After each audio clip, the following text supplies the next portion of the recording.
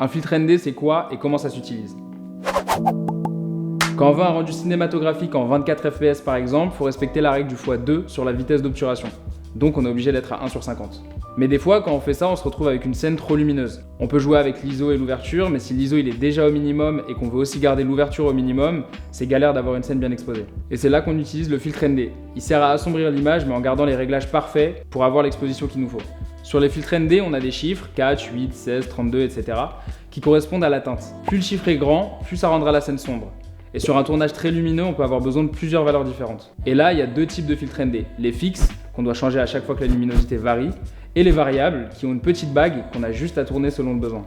Si tu veux quelque chose de pratique, je te conseille vraiment les ND variables, ça te fera gagner pas mal de temps en tournage. Et dernière chose hyper importante, sur les versions de mauvaise qualité, on a tendance à voir apparaître une croix sur l'image quand on monte dans les chiffres, donc pense bien à checker les avis avant de passer ta commande. Si t'as aimé la vidéo et que tu...